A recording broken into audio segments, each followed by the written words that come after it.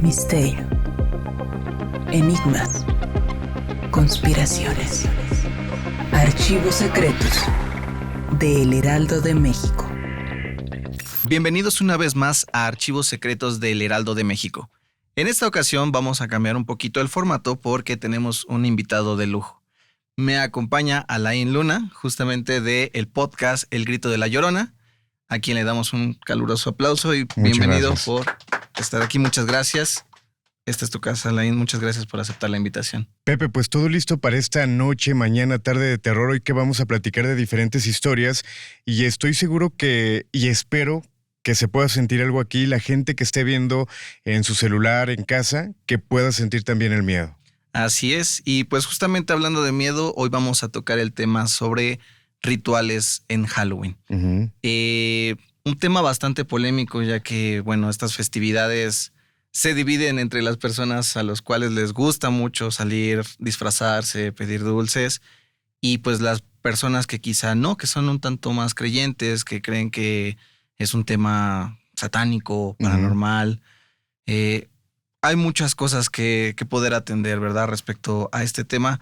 Pero antes me gustaría justo hacerte la pregunta, ¿cuál ha sido tu experiencia con Halloween? ¿Qué has llegado a vivir, a investigar durante tu extensa trayectoria de casi 19 años como investigador paranormal? Fíjate que mucha gente puede pensar que Halloween, en mi caso, es como mi Navidad, pero realmente no es algo que yo festejar en algún momento.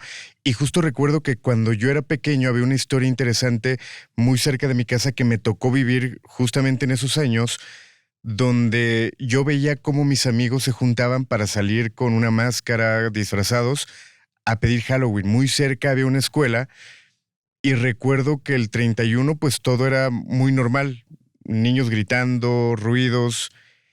Y al día siguiente, el 1 de noviembre, nos enteramos de una persona conocida de la colonia que pidiendo Halloween pasa un automóvil a toda velocidad y desviven a este pequeño.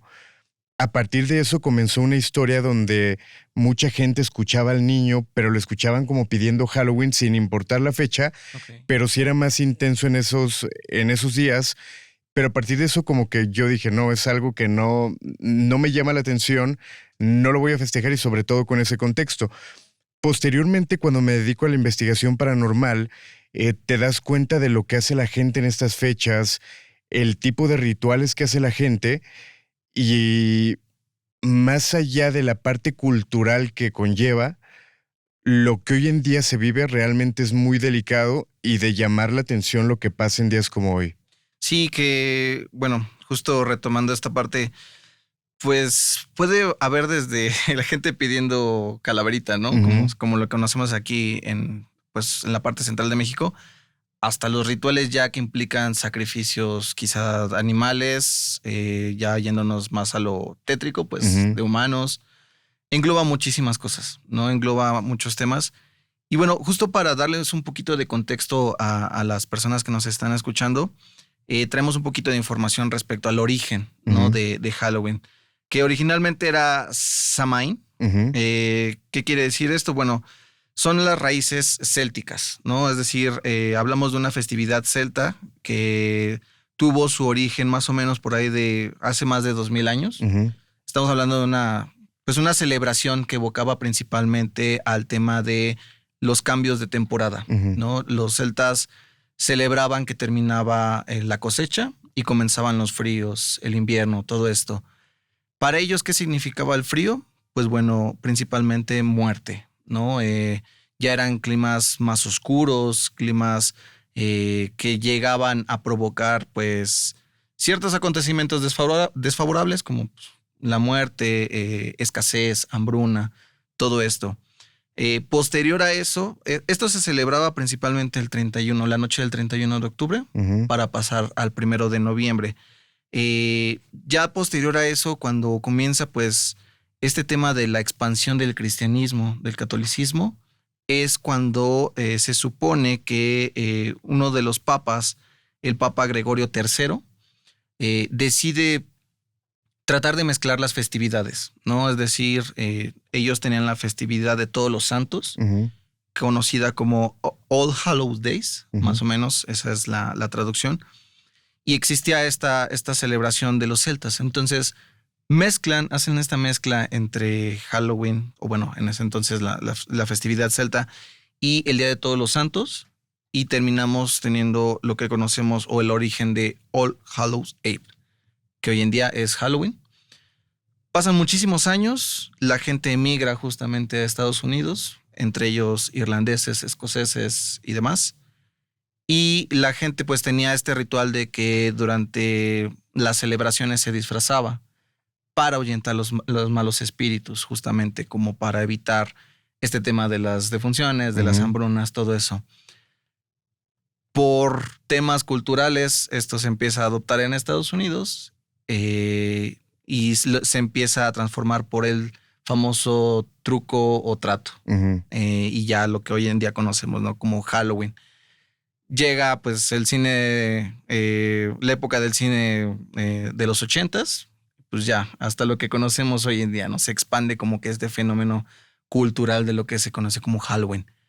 Sin embargo, muchas personas piensan que es una festividad satánica que evoca a, pues justamente a los malos espíritus.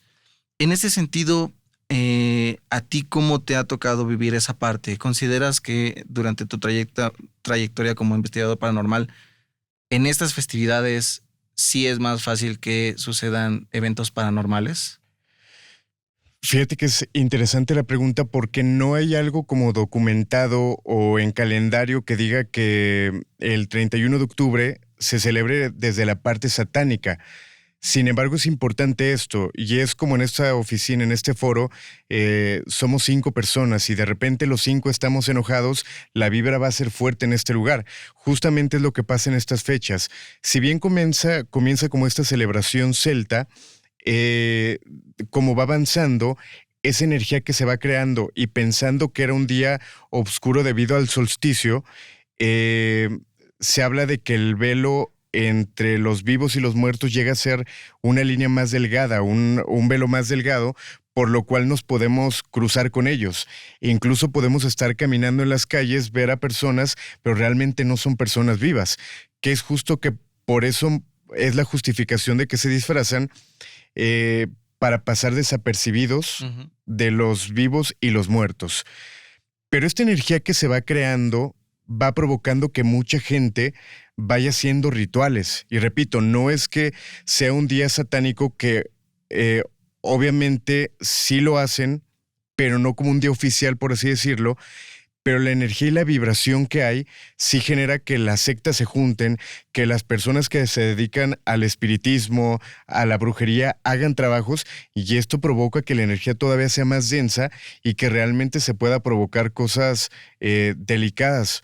O sea, realmente los trabajos que se juntan los brujos para hacer el día de hoy llegan a tener una potencia o una fuerza bastante delicada. Que justo hay como reuniones específicas, ¿no? Los llamados aquelarres que ocupan precisamente estas fechas e incluso la celebración a la Santa Muerte, ¿no? Se supone que el día fuerte es el 1 de noviembre. Que bueno, ya va más pegado al tema de el Día de los Muertos, todo esto.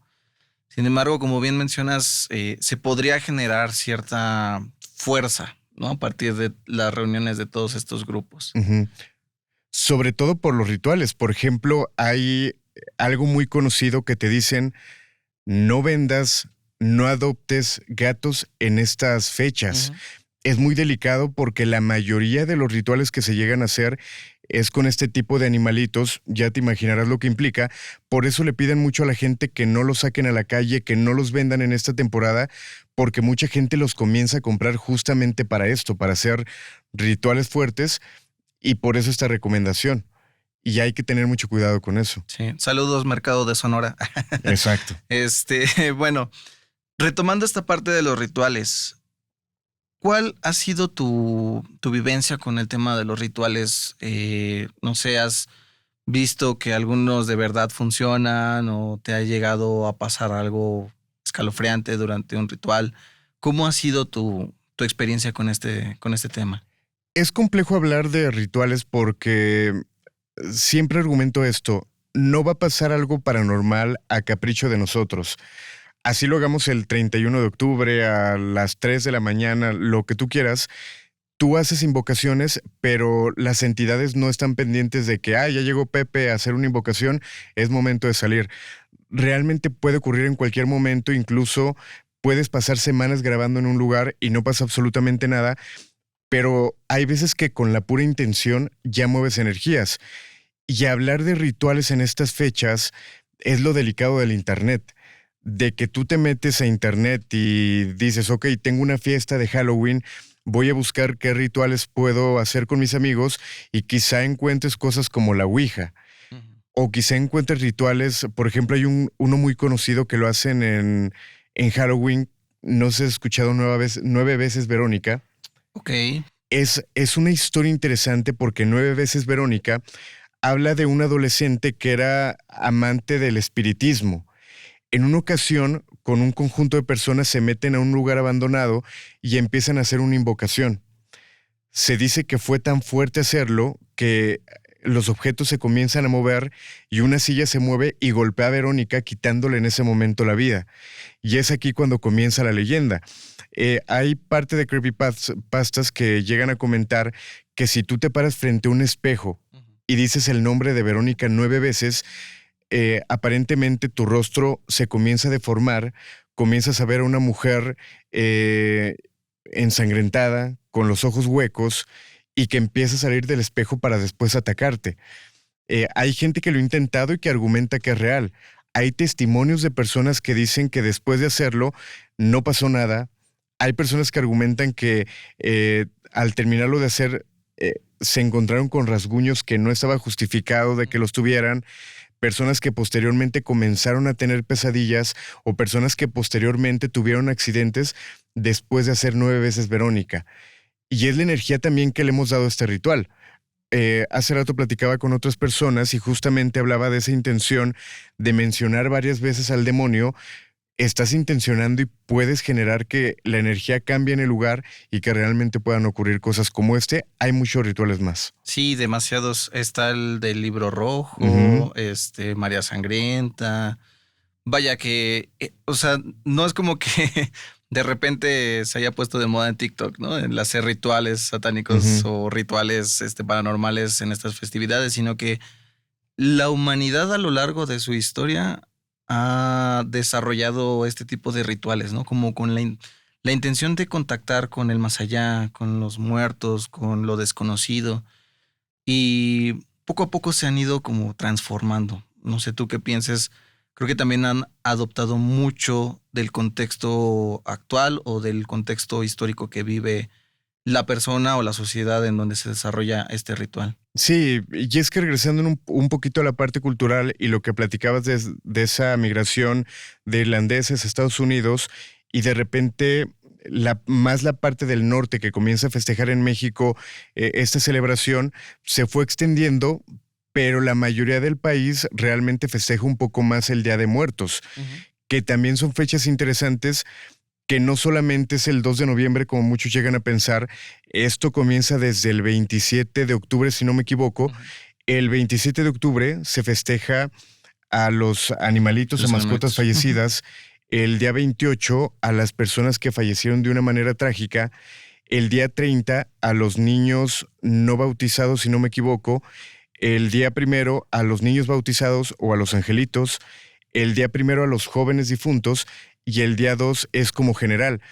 Eh, y es el festejo realmente que se utiliza en México, pero desde esta parte esotérica también conlleva manifestaciones, el que tú pongas un altar, el que tú hagas un ritual, el que tú invoques para que tus muertos bajen y que, lo hemos dicho, es como jugar a la Ouija. Sí. Cuando juegas a la Ouija, no sabes a quién vas a contactar.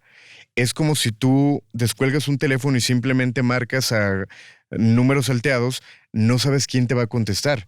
Igual te contesta una persona buena, pero igual te contesta un demonio.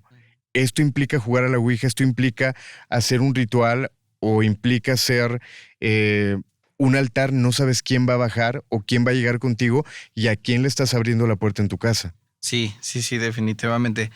Y que incluso, bueno, hemos tenido aquí episodios, ¿no? Respecto a los juegos paranormales. La propia mente también a veces te llega a jugar chueco, ¿no? Por así decirlo. En pocas palabras, te sugestionas. Pero, pues sí, como que este rango entre la sugestión y lo que de verdad me está pasando es muy difícil desdibujar, ¿no? O sea, puede ser sugestión, puede ser como lo que acabas de mencionar, que estamos jugando con entidades, energías que no conocemos.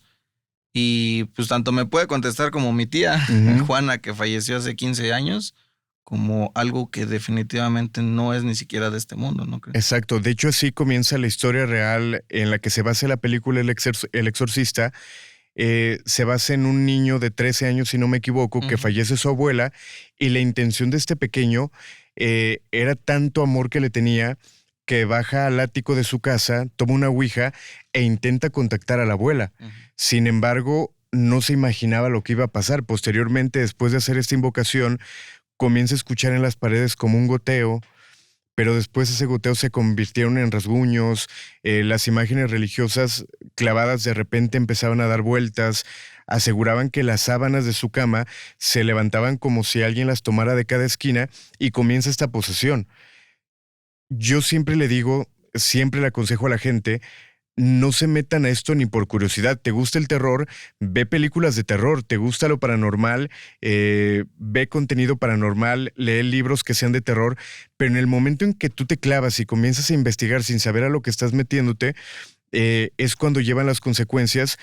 Lo decía hace un momento, desde accidentes, tu salud empieza a deteriorarse, y hay personas que le ha costado la vida. Yo he conocido investigadores que comienzan a hacer contenido y se han tenido que retirar por completo porque se dieron cuenta de que estaban siendo atacados y la única forma era salirse.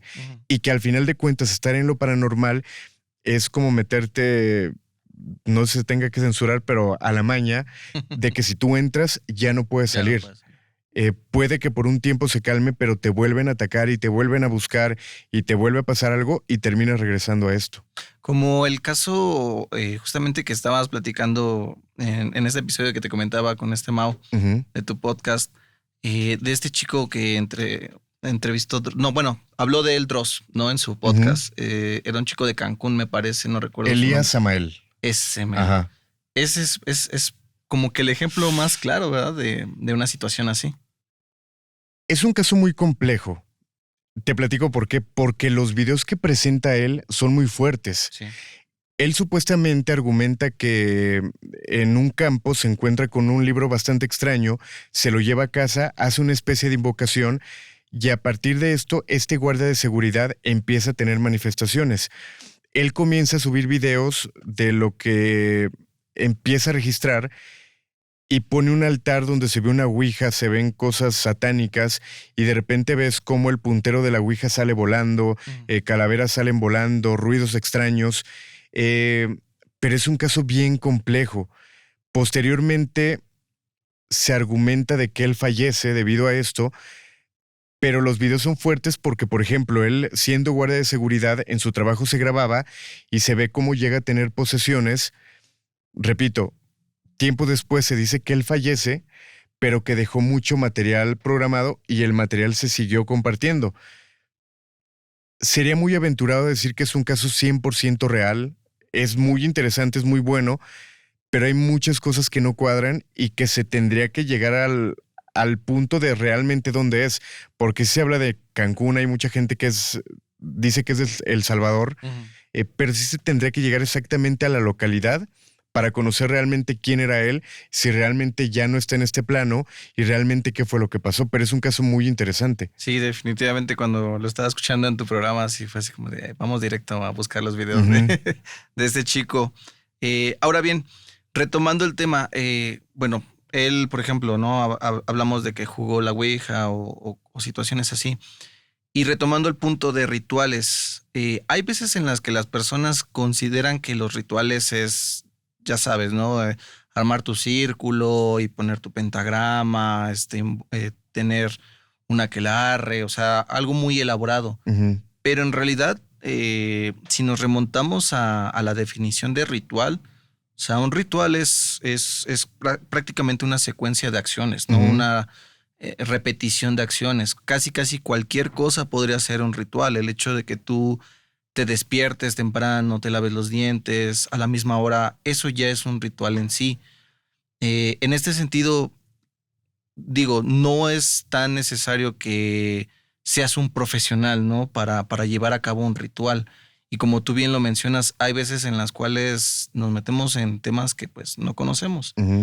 ¿Crees tú que cualquier persona tendría la facilidad como para ejecutar un ritual de este tipo? Sí y no. Cuando lo hace un experto, una persona que sabe mover energías, obviamente es más fácil que ocurra lo que tú estás buscando. Si lo hace una persona que es inexperta, si tiene la suerte puede que pase algo, porque al final, ojo con esto, no sé, hablando de un demonio no está presente esperando a que tú hagas el ritual y de repente decir, ok, se saltó el paso 2, no voy a salir. O sea, si el demonio está presente y está la fuerza y el momento para que se manifieste lo va a hacer sin importar si hiciste el ritual bien, yo creo que es mucho la intención, el momento, el lugar.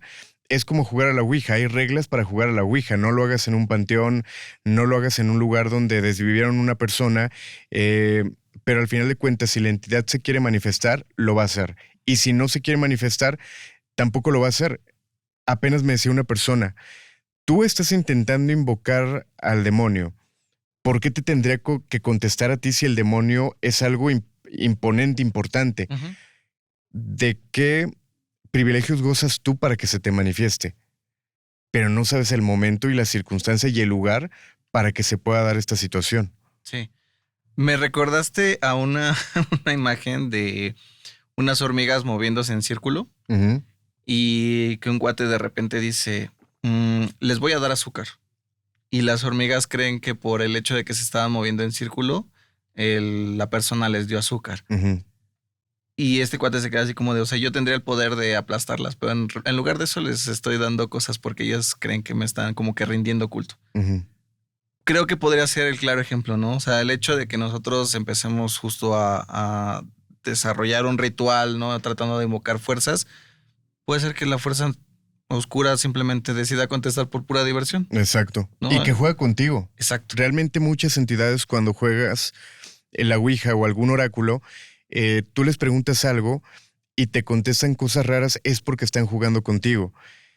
Y hay que tener mucho cuidado con buscar hacer este tipo de invocaciones. A lo largo de tantas investigaciones y sobre todo estando en radio, recibíamos llamados de personas que sobre todo por la curiosidad o jugaban a la Ouija o hacían pactos y terminaban buscando ayuda de ¿qué tengo que hacer? Me está yendo mal, mi familia se está afectando, ¿qué sigue? Hay un caso fuerte de una persona que, esto cuando me invitan a podcast, que hablamos sobre este tema, de invocar, de hacer pactos, nos marcó al equipo porque fue una persona que, igual dirán si se tiene que censurar, pero esta persona se dedicaba a desvivir personas. Era su trabajo tal cual. Resulta que esta persona se roba a su pareja de Culiacán y se van a vivir a Guadalajara. Estando en Guadalajara, esta persona, debido a su trabajo, decide hacer un pacto con el demonio. ¿Para qué era el pacto? Para tener protección y para tener información. ¿Qué era lo que pasaba? Después de que él hacía el pacto, cuando él iba a salir a hacer un trabajo, a su esposa se le metía el demonio y el demonio le daba datos de cómo cuidarse, cómo protegerse y cómo tenía que hacer su trabajo. Por ejemplo, tienes que llegar a tal hora, en tal lugar, la persona va a ir vestida de tal color, tienes que hacer tales cosas para que salgas librado de esta misión, por así decirlo. Y él así trabajaba y así se cuidaba y le funcionaba. Sin embargo, llegó el momento donde su esposa se empieza a salir esto de control, su esposa empieza a tener posesiones y lo empezaba a atacar a él. Es cuando buscan al equipo de investigación. Vamos a la casa y es fuerte lo que platico porque cuando llegamos a este domicilio, nos bajamos del vehículo afuera de la finca y empiezan a llegar muchas personas. Nos llamó la atención porque sale el dueño de la casa y les dice a todos, los junta, todo está bien, se pueden ir. Dijimos, qué raro. Ya habíamos tenido otras experiencias donde corríamos peligro y siempre le avisábamos a un comandante de la policía a dónde íbamos, qué íbamos a hacer, para que él nos estuviera cuidando. Cualquier alerta, él nos iba a apoyar o nos mandaba apoyo.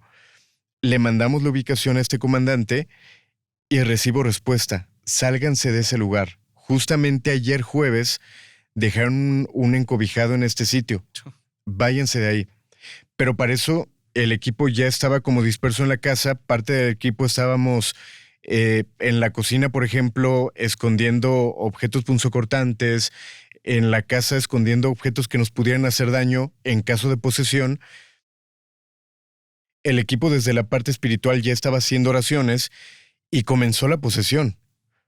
Perdón. Esta persona empieza a tener la posesión, el cambio de voz, la fuerza sansónica, el don de evidencia, todos los síntomas de una posesión real los tiene esta chica. El equipo estaba trabajando con ella y el esposo me manda a hablar a una de las habitaciones. En la habitación me confiesa esto: yo me dedico a tal cosa, yo hice un pacto, mi esposa está siendo poseída, por eso estoy pidiendo ayuda. Y como último favor me dice: te voy a pedir que nada de esto salga al aire en tu programa, que todo lo que están grabando lo borren y que nos ayuden. Para eso yo estaba en vivo. La persona pensó que yo simplemente estaba grabándolo para posteriormente pasarlo, pero yo estaba pasándolo todo en vivo. Termina mi equipo de trabajar con la chica poseída y nos llevaron hasta la estación de radio escoltándonos para que no saliera nada al aire. Yo obviamente regreso al aire, platiqué de todo menos de lo que acabamos de vivir para que la persona no se diera cuenta y no correr como ese riesgo. Pero es parte de lo que uno como investigador te metes a cosas que no te tendrás que meter quizá, y de los riesgos que hay para la gente que mueve este tipo de energías. Definitivamente. Y que bueno, no es nuestra intención espantarlos de meterse en estos temas, pero todo con mucho cuidado. Como acaba de mencionar Alain, pues también hay temas de vivos que pueden influir en lo paranormal o viceversa, ¿no? Entonces es un ambiente bien complejo. Híjole, Alain, ya casi estamos a punto de terminar. ¿Consideras tú que esa ha sido tu investigación paranormal más fuerte o todavía existe alguna otra que recuerdes? Pues es que miren, 19 años nos ha tocado de todo. Yo creo que siempre que me cuestionan cuál ha sido lo más fuerte, justo sí es estar en la parte de posesiones, por todo lo que puedes ver. Ya te contesta este caso, esta historia, pero de posesiones que nos han tocado delicadas, hay una que no tengo evidencia y te platico por qué. Cuando comenzamos el programa de radio, nosotros queríamos ser una especie de cazafantasmas, donde nos hablaran, lo que nos platicaran, queríamos estar en el lugar. A partir de este caso, empezamos a pensárnosla 2 veces en dónde y a dónde teníamos que ir. Resulta que un día en la madrugada ya habíamos terminado el programa y me marcan para decirme que había una mujer poseída en un panteón que era muy conocido en Guadalajara, o que es muy conocido en Guadalajara, que es el Panteón de Belén. En ese momento, en la madrugada, yo le marco a mi equipo y les digo: me acaban de marcar del panteón, hay una mujer poseída, allá los veo. Obviamente cada quien estaba en su casa. Yo estaba un poco más retirado. Cuando llego, mi equipo ya estaba ahí. Estaban encerrados en una de las oficinas del Panteón de Belén con una mujer poseída. ¿Por qué digo que no tengo evidencia? Porque normalmente cuando llegábamos a un caso, le pedíamos a las personas que nos firmaran como un contrato, pudiéramos decir, donde estaban de acuerdo, que nos permitían grabar, de que ellos habían pedido la ayuda, de que no se les estaba cobrando nada, de que nos permitían transmitir esto para la radio. Y en esa ocasión pues llegamos y ya había una mujer poseída, no había como quien se hiciera responsable, y yo llegué y fue directamente a ayudar. ¿Y a qué me refiero? Tú dirás, pues, ¿qué puede ayudar a Alain en una posesión? La parte que me tocaba era sostener de una pierna a esta mujer poseída. Éramos 7 personas, no podíamos con la fuerza de ella. De repente a personas que eran obviamente mucho más grandes, corpulentas, las podía aventar. Esta mujer poseída nos daban la indicación: no volteen a verla a los ojos. De repente intentaba hablar con cada uno de nosotros y nos decía cosas de nuestra vida, cosas muy personales, para intentar hacernos flaquear y para tener como ese contacto, esa comunicación.